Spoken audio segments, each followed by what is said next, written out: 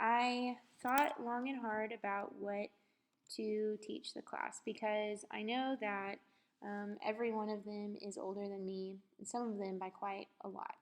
And it was really hard to pick something that I felt like I could give them insight into without talking about something that I didn't know.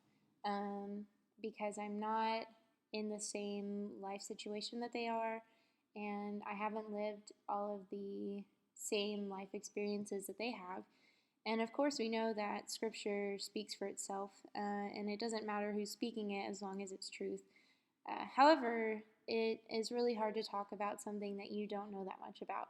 So I really had to think hard about what I thought I could bring to these ladies that would make it really helpful for them and would also give me the ability to speak from somewhere that I know I can be of importance. And so I settled on the idea of knowing who we are as women.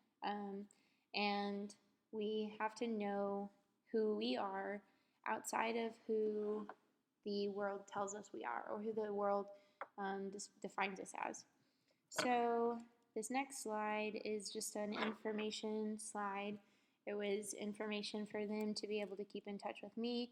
And this little picture in the corner, I think it's the right corner. I mean, it's my right corner. I don't know if it's going to show you in mirror image or not, but the little picture is basically there's an app that if they text Independence, it sounds funny, but it's basically Independence Lady, to 81010. They are added to a group that I can send a message out and it will send to each of them without having to do group texts. Here at Independence, they're really big on group texts, which are great, except a lot of people don't like to get the response text back. So I thought this would be a better way for them to have reminders without feeling overwhelmed by messages they maybe don't want. So that was kind of that. Hopefully they'll take advantage of at least one of these, but we'll see. And moving on. All right, so how we normally answer this question. This was one of the discussion portions. The first answer that was given was our name. When someone asks who we are, we respond with our name. We respond with who we're related to, who our parents are, who our children are, that sort of thing. And sometimes we answer with our hobbies or our job description, what we do for a living. And so this question is really important because the way that we answer it really defines who we are. It also defines how people receive us. If we let me backtrack. So if this question, the answer to this question is not just important for us, but it's important for all the people around us. It's important for the people at work. It's important for our kids, for our marriages, for our husbands, for our friendships. The way that we answer this question is not only, in a sense, how people perceive us, but it also is kind of a telltale sign of how we act towards other people and how other people are affected by who we are and the example that we showed other people about Christ. And so this is especially important here at Independence because almost all of our youth group are girls, and they're not looking to the preacher or the youth minister or the older men in the congregation to find out who they are. They're looking at the older women. They're looking at their moms and some of them their grandmothers who are here and the ladies that they've known and that have taught their Bible classes since they were really little. And they can't get this answer to who we are by looking at the men because the men are wired differently, they work differently, they do different things than the women do. And if the women are not teaching the girls are going to grow up not understanding who they are and who they're meant to be.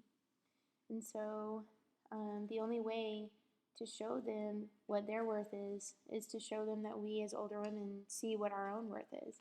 And so this is especially crucial for us where we are right now. Now, let's go to the next slide. This is a video. I think that you've seen this before, and if not, I'll send you a link to it, but I'm not going to play it right now just because of the space, like the memory space that we'll take to record all of it. So we're going to go on to the next slide. Basically, I'll give you the gist of this video. The video is about women and how powerful they are and how powerful they can be if they remember that God is their sense of strength. And when we listen to the negative influences, that's us letting Satan in. So yeah, that's basically the video. So here we have a quote, or a couple quotes. Nothing defines who you are as much as your view of God. And learning who God is and how God acts helps me to figure out who I am. And this is important. If you want a correct view of yourself, you need a correct view of God. You can't figure out who you are if you misunderstand who God is. When we let the world especially help us to define ourselves, we miss the real treasures God intended for us. And as we know, Solomon wrote in Ecclesiastes that the things of this world are vain and empty. If we fill up with emptiness, are we full of anything? We're not. We're full of emptiness. And so having a correct view of who God is and how God acts helps me to see how I fit into the picture, how I am supposed to be in the world, how I'm supposed to be in my family, how I'm supposed to be in my church. And it helps me just really to find the peace of knowing that who I am doesn't change with the fads. So, up next, this is a look at an outline of what our class is going to cover. We're going to cover creation, we're going to cover God's image, loving versus just, and man versus woman, and how that applies to us. We're going to talk about who we are from birth as individuals. We're going to talk about who we are in society. That would be like in work, in school, as well as in family or in church, kind of the roles that we fill. And we're going to talk about what happens when we fall short in those roles. I talked a little bit about like teaching and retreat opportunities, but that's not super applicable here, so I'm going to go ahead and go on to the next slide. Slideshow, actually. So, here we go. All right, we didn't get through all of this PowerPoint, so that's kind of a good thing. I'll just take you kind of through what we did. So, we are looking at creation first. We read through Genesis chapter 1. We read all of Genesis 1. I'll go ahead and read it through. You're welcome to pause it and read it on your own if you like, but I'm just going to read it through for sake of continuity. So, Genesis 1:1. In the beginning, God created the heavens and the earth. The earth was formless and void, and darkness was over the surface of the deep, and the Spirit of God was moving over the surface of the waters. Then God said, "Let there be light," and there was light. God saw that the light was good, and God separated the light from the darkness. God called the light day, and the darkness he called night. And there was evening and there was morning, one day. Then God said, "Let there be an expanse in the midst of the waters, and let it separate the waters from the waters." God made the expanse and separated the waters which were below the expanse from the waters which were above the expanse. And it was so. God called the expanse heaven, and there was evening and there was morning, a second day. Then God said, "Let the waters below the heavens be gathered into one place, and let the dry land appear." And it was so. God called the dry land earth, and the gathering of the waters he called seas. And God saw that it was good. Then God said, "Let the earth sprout vegetation, plants yielding seed, and fruit trees on the earth bearing fruit after their kind with seed in them." And it was so. The earth brought forth vegetation, plants yielding seed after their kind, and trees bearing fruit with seed in them after their kind. And God saw that it was good. There was evening and there was morning, a third day. Then God said, Let there be light in the expanse of the heavens to separate the day from the night, and let them be for signs and for seasons and for days and years, and let them be for lights in the expanse of the heavens to give light on earth. And it was so.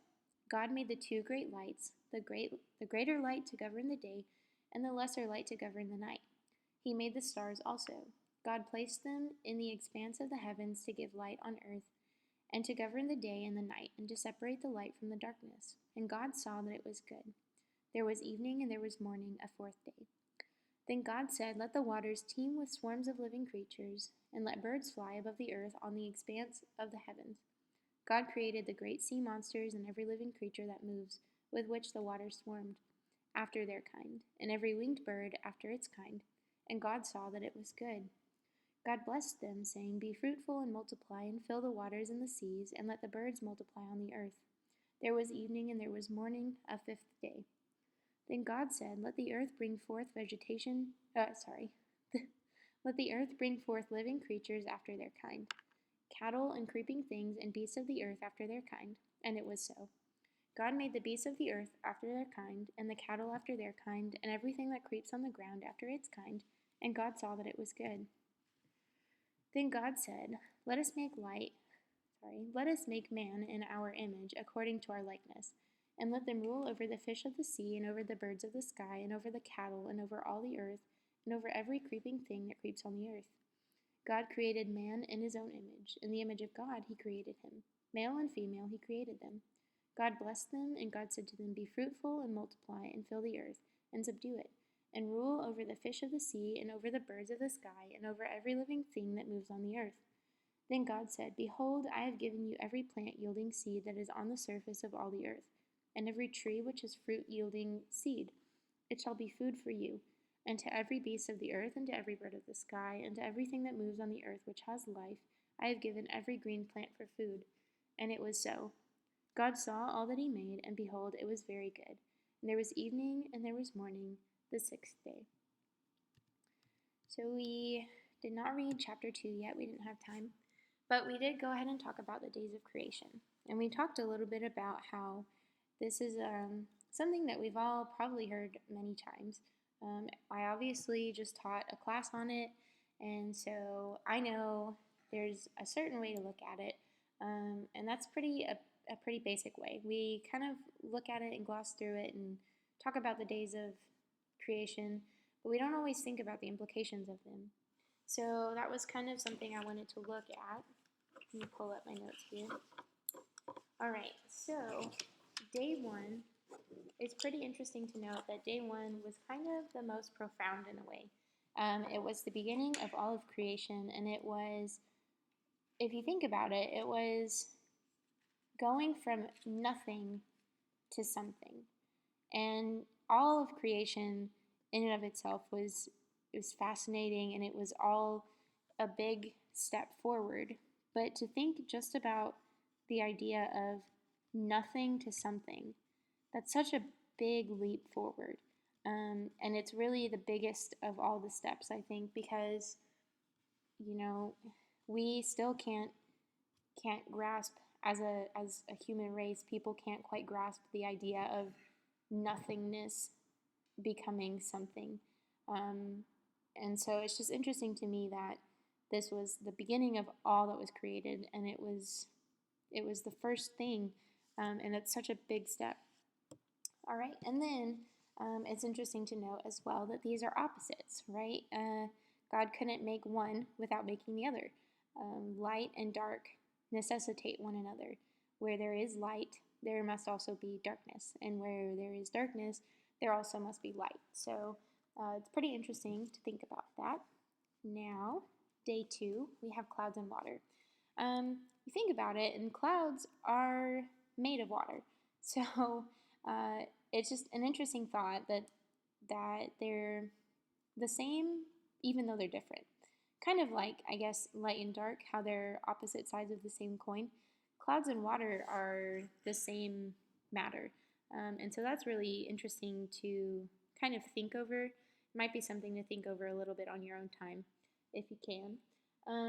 But think also about how important this day of creation was. Water is so important to creation. It's important to us. We have creatures that live in the water. A lot of us, I don't know exact numbers, but I would venture to say the majority of living creatures are made majority of water. And so water is a big deal. This is not a little feat that water was created. It's kind of one of the first building blocks to all of the rest of creation. And then on day 3, we have land and plants. And this is where vegetation enters the scene. It's kind of like the first time that there's really a lot of complexity and diversity. And you also think about it, water and light are the two things needed for photosynthesis with plants. And so it's kind of interesting, like you think about each of these days are building on one another. And the plants, if you think about how many different plants there are, even if you just think about types of plants, right?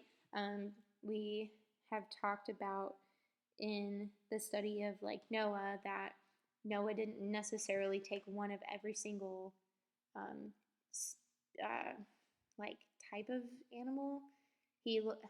That's not the right word. Basically, Moses, not Moses. Oh my goodness, I'm tired. Noah, when he took the animals on the ark, he didn't have to take one of every single animal. He had to take one of every animal family.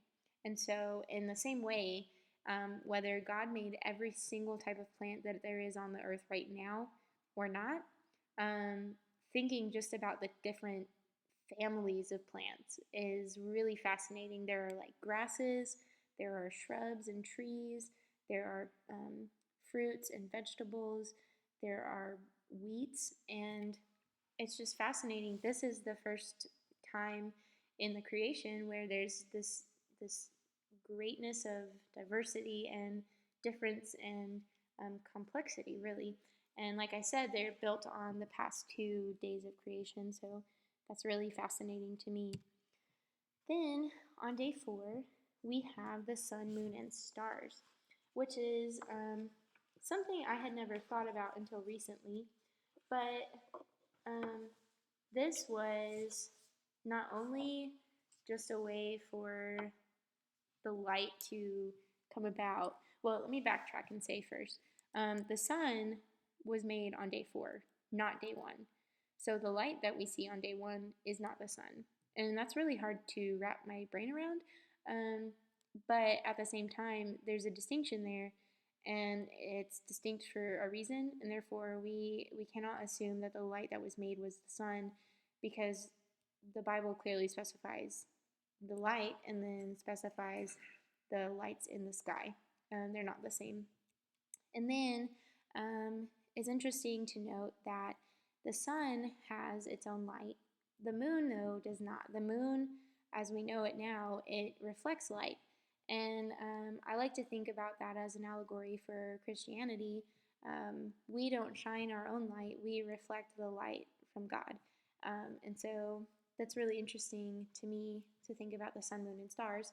And then moving forward, the sun, moon, and stars were given for the purpose of keeping time. And that was in, I believe, verse 14. I don't have my Bible out at the moment. I did just a minute ago.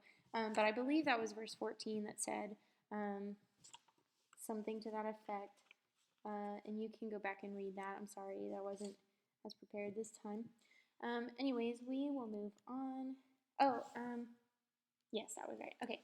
Now we have the first of the living organisms. We have fish and birds. Now, to me, it seems as though there's a logical progression from kind of more simple to more complex. And I don't know that I have any basis to say that I know for sure that land animals are more complex than birds and fish. However, I can say that from my perception, they seem like fish and birds are a little less complex than land animals. So it's that may mean nothing, But that's kind of something that I've thought about as I studied about this. But either way, it's interesting to note that it is the first of the living organisms. And there's probably even more diversity here than there was that we saw with the plants. And as we move forward even further to day 6, this is the most complex of all. And we have all these different levels of ecosystem and society. We have man and land animals. And it's just really fascinating to me to look at these different steps here and how they build upon each other and how they affect each other. Um, so, yeah, it's hopefully been something that you can think over a little bit, something you can think on in your own time. I would certainly encourage you to read Genesis 1 and 2 on your own, kind of think about them, see if maybe there's some stuff there that you've never quite noticed before. Maybe because we always teach it at the kid level to children, and sometimes that means we don't think about it quite as magnitudinous, magnificent. We don't think about it as large as it is, but it really is if you think about it, if you take the time to think through it. There's so much that we can learn from creation. And moving forward, that'll be where we start to look at who God is. But for tonight, this was where we stopped. And I will add one thing that was mentioned, one thought that another lady put forward was that I had mentioned, you know, um, being an example to the younger ladies, and she had said that the only thing that God commands women to do in the New Testament, aside from the normal Christian life things, but the only thing that He really specifies that women do is to teach the younger ladies, and it's so important. And a lot of times it falls to the wayside, or we neglect it, and